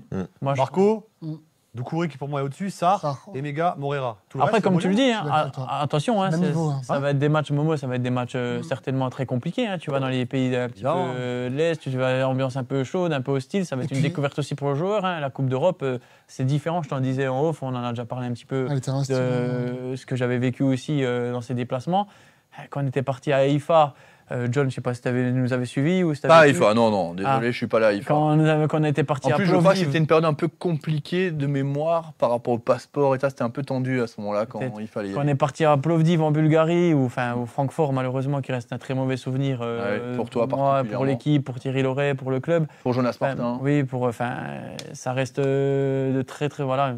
Mais c'est pas évident. La Coupe d'Europe, c'est une toute autre compétition et voilà, on verra les jeunes joueurs, ils vont découvrir aussi. Et puis, j'ai hâte. C'est pour ça que je dis, ça peut nous former aussi, que le potentiel, comme tu l'as dit, Julien, avec le potentiel, ça devrait passer. Il y a pas, je vois pas comment on pourrait pas passer sans dénigrer les autres clubs, parce qu'on a un réel effectif et un réel potentiel au-dessus. Mais par contre, ça fera une découverte déjà pour l'Europe, pour le club, pour tout le monde, pour l'organisation aussi, pour l'organisation des matchs, pour l'organisation de plein de choses. Ouais. Ça va être une réelle découverte, Momo. Je sais pas. Non, mais moi je pense que si on garde nos principes de jeu avec les qualités qu'on a aujourd'hui, Bratislava, désolé, mais c'est un adversaire à la portée du Racing Club de Strasbourg. Maintenant, attention, Bratislava a plus d'expérience que le Racing en Coupe d'Europe. Aujourd'hui, le Racing est taillé pour l'Europe, mais aujourd'hui, Bratislava a plus d'expérience. Les matchs en Slovaquie. Donc, vous me parlez de Brøndby, là, de craindre Brøndby, je peux vous garantir que là, ce sera un peu plus tendu. Donc ça va être chaud, c'est sûr. Mais maintenant, voilà, on a des joueurs qui sont taillés pour ça, on a un effectif qui est taillé pour ça. C'est un vrai stade. C'est un vrai stade. C'est un vrai stade, mais fermé, oui. En Slovaquie, c'est chaud. Plovdiv, t'étais là? Non, pas non plus. Parce qu'on a joué. C'est pas enfin, tu vois, la Slovaquie, je préfère. Je trouve que c'est vraiment chaud. En Bulgarie, Plovdiv, où on a joué, je peux vous dire, je pense qu'il y avait des supporters qui étaient là, pistes, des ruines, des bâtiments détruits. Oui, tout à fait. Je sais pas si tu te souviens, John, mais bon. Petite parenthèse, chiffre Opta, Opta Predictor. Donc Strasbourg a 61% de chances de finir dans les 8 premiers de cette phase de Ligue Conférence, 36 de terminer entre la 9e et la 24e et 2,5 chances d'être classé au-delà de la 25e place. Seul Crystal Palace, 89,4, se voit accorder plus de chances de se qualifier directement pour les 8e de finale selon le modèle actuel. Tu prends les effectifs et surtout les budgets. La Ligue 1 elle est calculée comme ça. Hein. Quand tu fais des pronostics, c'est souvent les gros budgets qui sont devant. 3e budget, nous dit Florian Fischer. Ouais, donc, voilà, c'est pas une surprise. Hein. Crystal Palace, c'est qui? C'est qui le deuxième? Fiorentina. La FIO, ouais, peut-être. Ouais, peut-être la FIO, effectivement. Mais oui, le stade est différent. En plus, ils ont un tout nouveau stade qui a été terminé en 2019 du côté de Bratislava. C'est déjà une Donc, force. 30 000 places. Ça veut rien dire. Hein. Regardez Nice, ils avaient aussi un gros budget l'année dernière. Ouais, bah, Oui, cette oui. année, hein. Cette année, ils sont repartis pour. Ça veut rien dire. Allez, Tour de ça- table, messieurs, pour les pronostics, s'il vous plaît. On gagne 2-1. 0-2. 0-2. 1-2. Alors, attends. 2-0 pour le Racing Club de Strasbourg. Ouais. Comment et toi aussi? 1-2. 1-2. Donc on reprend un but quand même? Ouais. Ok. En face, messieurs. Le problème, c'est que je connais pas l'adversaire. Ouais, c'est ça. Ah oui, mais bon. Un partout. Un partout. Ah ouais, tu vois le Racing accroché quand On même. dit un piège du début. Ouais, enfin, comme l'a dit Julien, c'est toujours compliqué quand tu connais pas l'adversaire. Je connais aucun. Je peux même pas vous dire. Allez, je vais dire 2-0 moi aussi. Bratislava Boys. Non, 2-0. Depuis avant, je veux le dire. Mais Ouais, je l'avais aussi. Je je l'avais pas la aussi. faire, quoi. Je l'avais aussi. 2-0 pour le Racing Club de 2-0 pour le Strasbourg. Racing, ouais. Moi, par contre, je vois encaisser un but, tu vois. Ouais, ouais. Je le vois prendre un but. Bah, moi, il y a juste un point que je voulais encore relever, c'est Oui. la qualité de la Ligue 1. Ça fait quand même quelques matchs que je vois. J'ai juste loupé le Havre. Moi, ce qui m'a plu, c'est les adversaires. Je trouve qu'il y a le Paris FC, Marseille, ça a été Monaco. Joue au foot. Monaco. vraiment au foot. Bon, Monaco qui a pris Monaco une grosse gamelle ce week-end, non? Ouais, mais ça a été. Et tant mieux parce qu'ils sont toujours à égalité avec J'ai Strasbourg. regardé le match, mais bon, le rouge, encore une fois, comme il dit Julien. Éclaireur, ouais. Oh, punaise. Faut se le match, Ah ouais, mais là, je Ouais, mais comprends tu vois, Monaco, typiquement, excuse-moi de Ouais, te non. couper, Maurice, mais Monaco, la semaine dernière, alors ils ont gagné finalement 5-2, je crois, face à Metz, mais ils sont menés, Ouais, mais depuis, tu ils ont vois, perdu des éléments importants. Il n'y a plus Ouais, de je trouve Golovin, il que- n'y a plus tout ça. C'est pas. compliqué. Hein. Ouais, c'est un peu plus complexe. oui. On a le classement de cette Ligue 1. Je crois qu'on l'a, ce classement de la Ligue 1, parce que le Racing Club de Strasbourg, malgré sa défaite, reste dans le haut du panier, troisième On ex était quand même aequo. premier pendant quelques minutes, hein, les gars. On l'a, ouais, on l'était pendant quelques vont minutes, rester. et on aurait pu être quasi presque seul avec. Ils vont. Quoi qu'il arrive, ce sera pas. Tu vois, t'as un- Ouais, il y a un vrai gap qui s'est créé avec Rennes. Et là, tu vas jouer Bref. Angers qui est avant-dernier. Là, il faut tout de suite réenclencher la machine parce que derrière, tu vas jouer Paris et Lyon en Ligue 1, les deux leaders du championnat. Hein. C'est pas rien. Hein. Et surtout qu'on perd contre le 3e et le 4e. Donc aujourd'hui, on a vraiment quelque chose à prouver. Alors contre Paris, ça va être difficile, même si ce qui pourrait être intéressant, c'est de voir s'ils ont un match de Ligue des Champions avant ou après nous. Possible. Les parents, je sais Possible, pas. ça doit Paris. Oui, ils oui, ont c'est peut-être sûr. un match, Regardez Paris aussi. ouais. Après nous. Bis, ça joue quand même. Oui, Ça non, sera c'est après clair, nous ça parce joue. qu'avant nous, il y a Ah oui, ça sera après, dans la semaine. ok. Voilà, on joue le vendredi et puis vu avant il y a une trêve internationale. Mais là, typiquement, tu vois, le Paris joue le vendredi. Ils ont beaucoup plus d'internationaux que nous. Ils vont tout juste Ouais, revenir ça pour aussi, ça certains. aussi, ça Ça joue, peut hein. être un Mais tu vois, tu parlais de Paris, tu imagines les matchs qu'ils jouent à chaque fois, que ce soit au CR, que ce soit même contre Marseille, Ouais. à deuxième mi-temps, vu qu'ils étaient menés, tout le monde derrière. Alors que pour l'instant, Julien, tant mieux, tu nous as porté chance. Tu as dit ils vont mettre le bus, qu'on va venir à la Méno, Ah, je les pensais équipes. que, ouais. Mais franchement, pour l'instant, on a un Racing qui joue des matchs. Moi, je n'étais pas là la semaine dernière, mais même contre le PFC, les matchs sont plaisants à regarder. Ouais, c'est clair. Ah, franchement, on voit du jeu, comme tu l'as dit, ça ne ferme pas, il n'y a pas de bus. Franchement, moi, j'ai regardé aussi Paris au Cerf. Voilà, samedi soir, je ne faisais pas grand-chose. Tu te fais chier, quoi. Tu t'endors. Ça joue au handball. Alors attention, Christophe Pélissier, voilà. Ouais. Mais tu joues au handball. Ils sont Ouais. autour de la. Depuis 10 ans, ils jouent en 5-4 C'est horrible. Franchement, c'était horrible. Mm. Mais il est toujours là. L'ami Ajaki d'ailleurs. Il est toujours là. Il faut vraiment être supporter du PSG pour regarder le match là. Alors moi, je ne suis pas supporter du PSG, mais voilà, je faisais rien. J'étais devant la télé avec les enfants, mais ouais, c'était pénible. Hein. Alors que le Racing, honnêtement, les matchs que j'ai tout suivi pratiquement, oui, j'ai tout suivi. Ah, franchement, tu prends du plaisir, mais comme je dis, hein, franchement, c'est pour ça que c'est dommage. Il manque plus que le COP. Dernière chose, C'est vrai. et après on se quittera là-dessus, 2-3 minutes juste. On reviendra très longuement vendredi parce que émission spéciale vendredi soir, le Club 1906, après le match face à Bratislava et avant la réception d'Angers. Messieurs, comment vous imaginez cette semaine à 2 matchs? Donc, est-ce que vous pensez que le Racing est capable de faire le grand chelem, de gagner et jeudi et dimanche, Dim? Tu le vois comme ça, oui, toi? Oui, comme je le répète, et le coach a voulu un effectif élargi. Voilà, déçu, on ne va pas revenir sur le passé, mais d'avoir perdu Bakwa. Là, tu as perdu Emega, ça va manquer un peu de profondeur. Mais non, moi, je nous vois gagner. Vu ce qu'ils ont montré sur les derniers matchs, je nous vois gagner les 2 matchs. Je crois à cette Ligue des Champions avec un public et une région à l'unisson. Donc voilà, ce que je vois au niveau football, je parle vraiment football pur projet du coach. Enfin franchement, ça va chercher très très haut. Donc voilà, quand j'ai vu Lens jouer encore hier soir aussi contre Rennes, enfin voilà, on est dans le haut du panier quoi. On est vraiment dans le haut du panier au niveau technique, ce qui est proposé sur les terrains. Comme je répète, si on rentre vraiment dans le vif du sujet du coaching, enfin avec le Racing, on voit de tout quoi. Ils sont capables de tout faire. Pour moi, c'est mon avis. Je veux dire une phrase de footballeur, il faut prendre match après match. C'est vrai, trop tôt de se projeter déjà face à Angers, on est d'accord, mais nous, sur le plateau, comment nous, on ressent? Alors déjà, tu joues une équipe ce week-end qui est déjà relégable, donc qui n'a pas le droit... Qui a que 5 points. Hein. Voilà, qui doit absolument se ressaisir, se reprendre, donc attention aussi. Et puis on va enchaîner 2 matchs, c'est la première fois qu'on va enchaîner 2 matchs importants. Donc j'ai envie de dire que normalement, c'est dans nos cordes. Si encore une fois, on garde nos principes de jeu, avec la rotation, avec l'effectif qu'on a, on est capable de jouer 2 matchs en 5 jours, largement même. Mais voilà, il faudra prendre des matchs sérieusement. Maintenant, moi, l'absence des mégas me dérange beaucoup, vraiment. On est tellement habitué à jouer avec lui qu'on est souvent dépendant du jeu avec les mégas.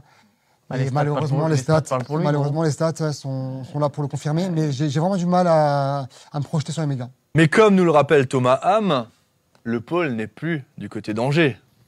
Ah, ça, c'est la bête noire du Racing Club de Strasbourg. Hein, ah ouais pôle. Ah ouais. Ça c'est leur plus grosse perte. Ouais, nous, on pleure quoi, mais eux, avec le pôle, c'est 10 fois pire. Hein. Et hier, à Rennes, il fait un gros match. Hein. Moi, je pense que les joueurs, là, deux matchs en 4 jours, c'est ce qu'ils veulent. Honnêtement, il va y avoir de l'enthousiasme, il va y avoir... C'est positif, moi, je le vois gagner. Est-ce qu'il y aura cette envie d'absolument évacuer Marseille, en plus, où tu dis que tu peux au moins prendre le nul et être 3e tout seul, quoi, actuellement? T'as envie de jouer. Enfin, moi, je suis même en amateur, quand t'avais un match la semaine et un match le week-end, t'étais content. Je veux dire, t'enchaînes les matchs, c'est ce qu'il faut, c'est ce que t'as envie. Moi, je les vois gagner les deux, hein, sincèrement. De toute façon, il faut gagner les deux. Encore une fois, on est le Racing, il y a une ambition, il faut gagner les deux. Il n'y a même pas à tergiverser. Pareil, sur la même lignée que les copains. Et pour moi, c'est une vraie opportunité. On l'a souvent dit, l'équipe, elle est encore en rodage. Donc, justement, c'est le moment de continuer à tester, à faire peut-être des changements. Mais pour moi, c'est vraiment une opportunité. Ça tombe au bon moment contre des équipes qui sont quand même prenables. Donc c'est une bonne chose et c'est aussi de se mettre en confiance maintenant et de prouver aussi que tout ce qu'ils ont fait là ces derniers matchs où ça malheureusement pas payé notamment contre Marseille et Monaco. Oui. Monaco aussi, on fait un super match. Et à chaque fois tu prends dans les arrêts de jeu, c'est ça. Mais la différence de Marseille, à la fois tu as sorti le coach qui voulait pas perdre le match, qui a quand même fait des changements tactiques différents de ceux de Monaco. Monaco, il voulait aller le gagner. Là, Marseille, il voulait pas le perdre. Et il l'a dit plusieurs fois après Monaco qu'il faut qu'on apprenne à terminer les matchs correctement. Donc là, c'est vraiment 2 opportunités pour confirmer et prouver que les progrès sont là. Et derrière, faire en sorte que ça paraisse plus. Quoi. Moi, l'absence des mégas, je suis d'accord avec toi, elle me fait chier, je suis vulgaire.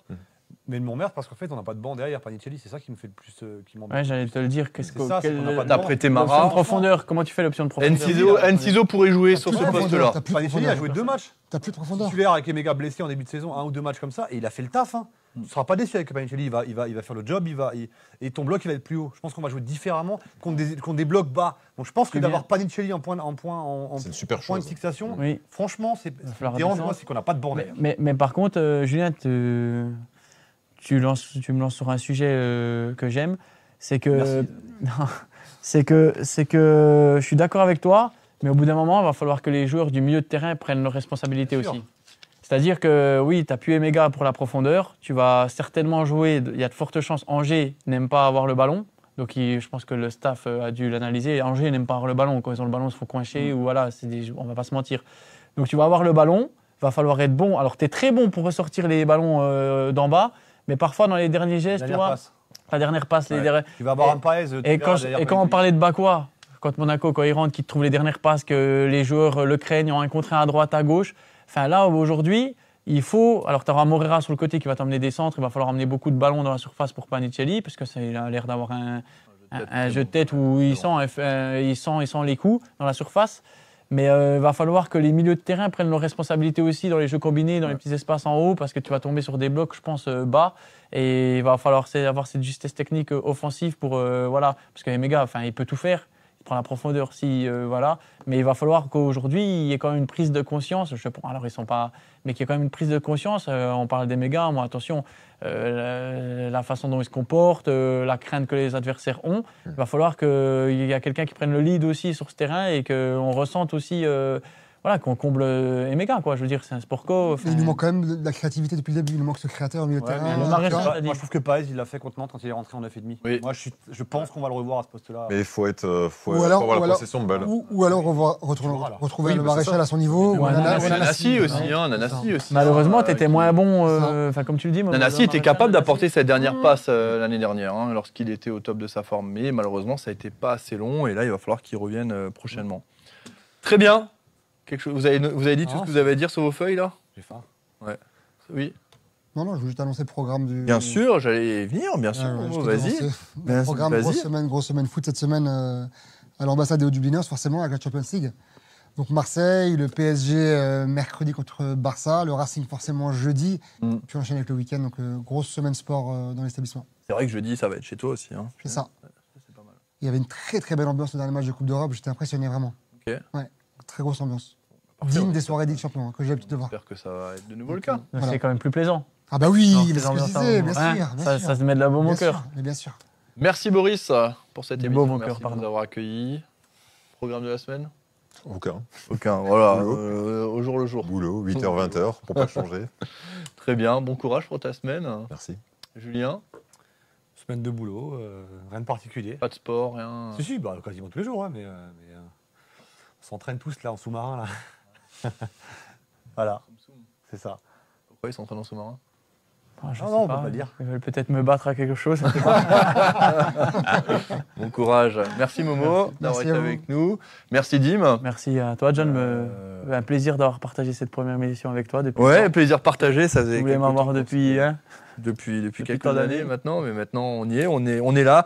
Et peut-être qu'on se retrouvera lundi prochain, vu que derrière il y a une trêve internationale. On Avec discutera plaisir. du planning tranquillement. Oui, après. pas de souci. Ça marche.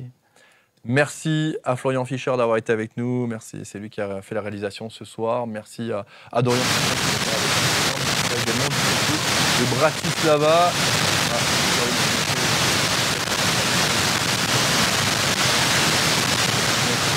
Je me dépêche. C'est un carton jaune. Hein. Je me dépêche, Pas que c'est Jules, je tard, sais qu'il est tard. Merci Dorian qui ira du côté de Bratislava jeudi. Bonne soirée à toutes et tous. On se retrouve vendredi soir pour le Club 1906, même heure, 18h30. Ciao. À l'ère du numérique, l'administratif reste un marathon pour les entrepreneurs. Leader de la numérisation, Numérise présente sa dernière création, Jedzilla. Recherchez vos documents par mots-clés et vous y êtes. Plus de saisie de factures, une photo suffit. Laissez notre IA faire sa magie. Des statistiques pour tout contrôler avec accès expert comptable et bien plus encore pour 39,90 € par mois sans engagement. Testez gratuitement sur jedzilla.com ou rencontrez-nous à Heurt pour un café démo.